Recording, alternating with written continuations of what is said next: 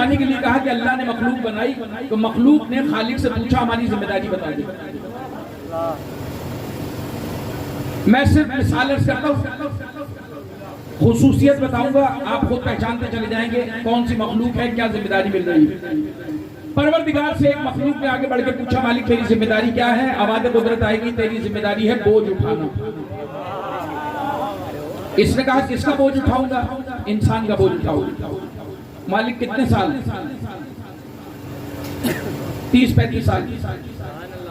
جانور تھا, عقل نہیں رکھتا, لیکن کہنے لگا بوجھ اٹھانے کے علاوہ بھی کوئی کام ہے؟ کہا نہیں, صرف بوجھ اٹھانا. تو اس نے کہا بوجھ اٹھانے کے لیے 35 سال زیادہ نہیں. مالک نے کہا ہم تو دے رہے تھے, تم آدھے لے لو, آدھے لے کر چلے جاؤ. اس نے آدھی عمر وہیں چھوڑی, آدھی لے کر زمین پہ آ گیا. سائنس کے اسٹوڈنٹ بیٹھے ہیں, تحقیق کرتے رہے گا کس جانور کی کتنی عمر ہے. اس جانور کی بات نہیں جس پہ میرا نبی سوار ہو جائے, اس کی تو عمر بڑھ جائے گی, اس کی تو بیماریاں دور ہو جائیں گی. عرض کر رہا ہوں کہ حیوان نے کہا میری ذمہ داری کیا ہے؟ کہا تمہاری ذمہ داری ہے بوجھ اٹھانا. کس کا بوجھ اٹھاؤں گا؟ انسان کا. کہاں سے کہاں تک؟ شمال سے جنوب, مشرق سے مغرب, پستی سے بلندی, بلندی سے پستی. کتنے سال؟ 30-35 سال. مالک زیادہ ہے, آدھی چھوڑو آدھی لے جاؤ. اب آپ نے سنا کبھی کسی انسان نے بہانہ کیا ہو آج سنڈے کا دن ہے میں کام پہ نہیں جاؤں گا؟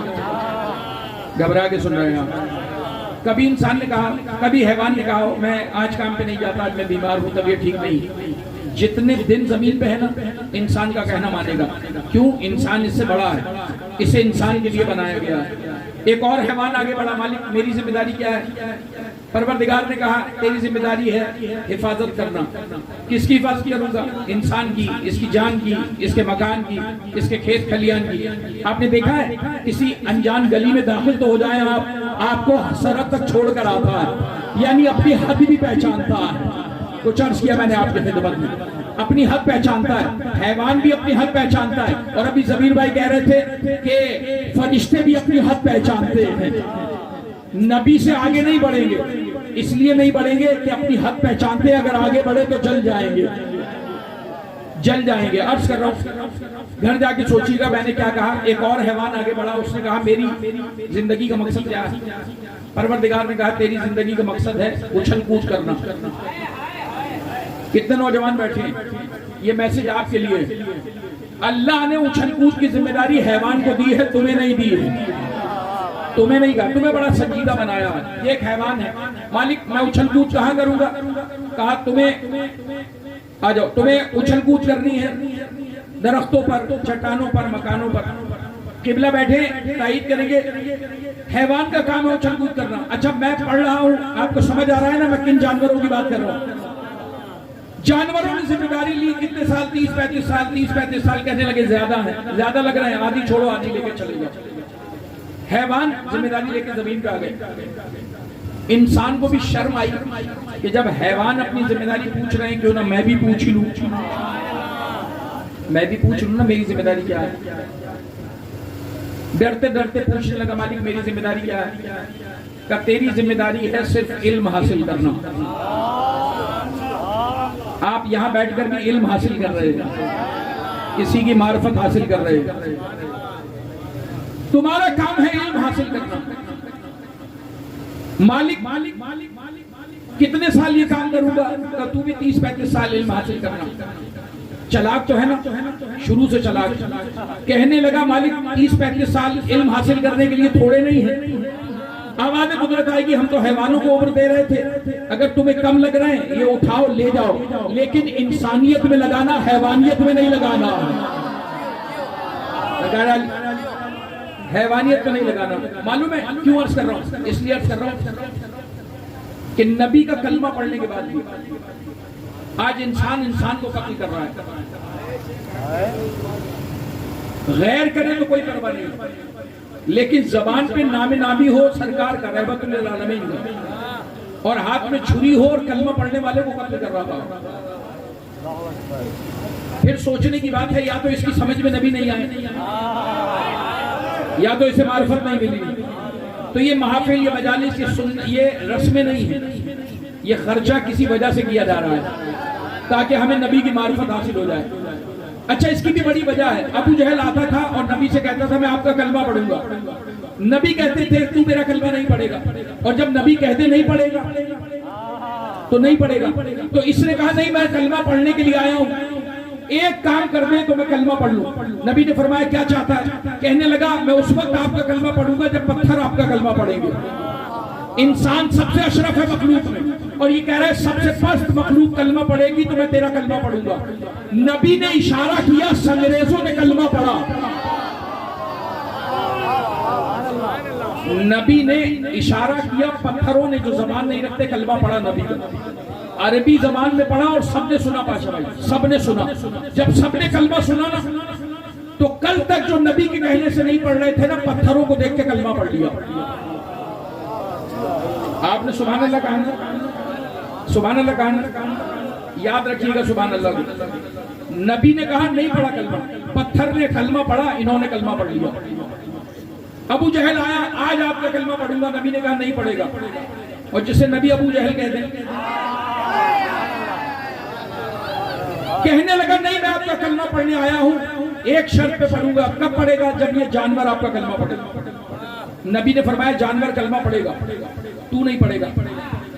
اس نے کہا اگر جانور نے پڑھا تو کلمہ پڑھ لوں گا. نبی نے اشارہ کرنا چاہا, اس نے کہا یہ جو اونٹ گھوڑے یہ جو پالتو ہیں ان کی طرف نہیں.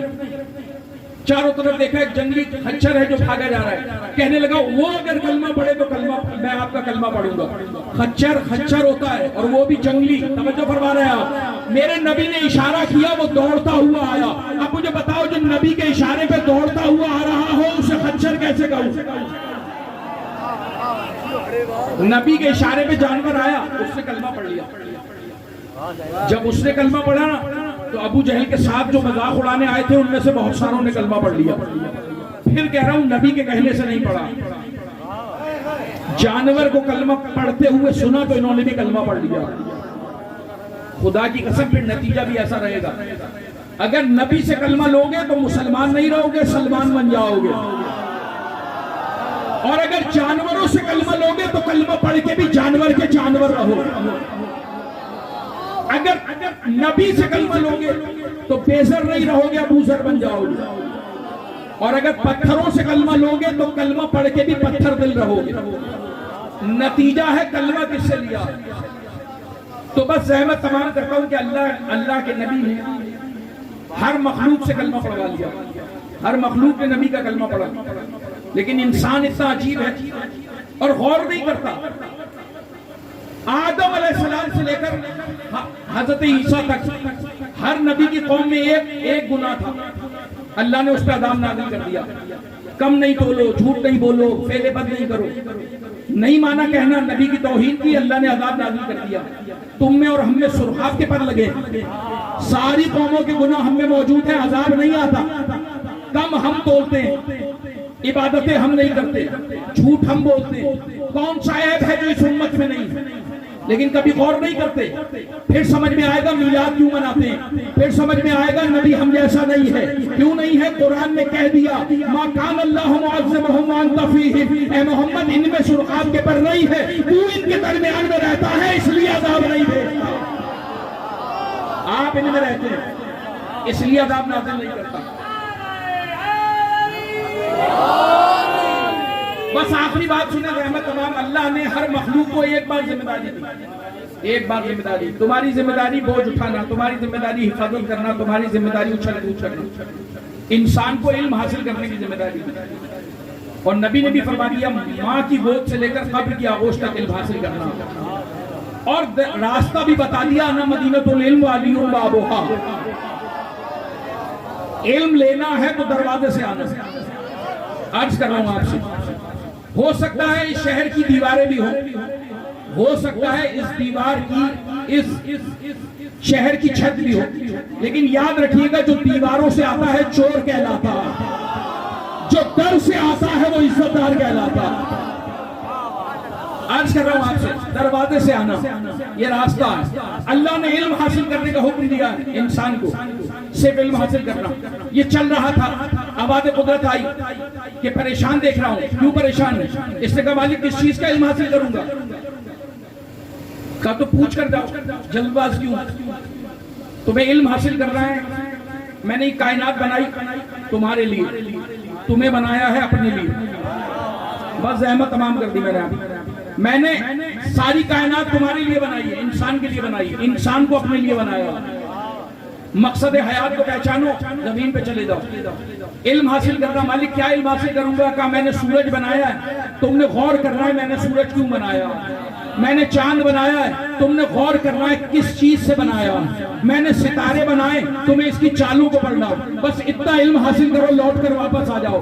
ایک مرتبہ انسان جانے لگا، پھر بھی پریشان تھا، مالک میری سمجھ میں سورج نہیں آئے گا، میں چھوٹا ہوں یہ بہت بڑا ہے، میری سمجھ میں چاند نہیں آئے گا، میں بہت پست ہوں یہ بہت بلند ہے، میری سمجھ میں ستاروں کی چالیں نہیں آئیں گی۔ پروردگار نے کہا بس یہیں تک لانا چاہتے تھے، تم نے مشکل کا اظہار کیا نا، اب ہم بتا رہے ہیں ہم نے صرف مشکل نہیں بنائی دنیا میں، دین میں مشکل نہیں رکھی، ہم نے مشکل کشا بھی بنایا۔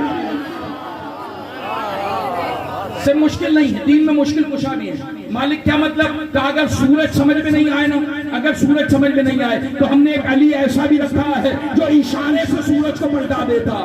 ہم نے اگر چاند بنایا تو مشکل کشا بھی بنایا، اگر چاند سمجھ میں نہیں آئے تو محمد کے دروازے پر آنا اس کے اشارے سے ٹوٹ جاتا، اور اگر ستارے سمجھ میں نہیں آئے تو نبی کی بیٹی بھی موجود ہے جس کے دروازے پہ آج سے ستارے اترتے۔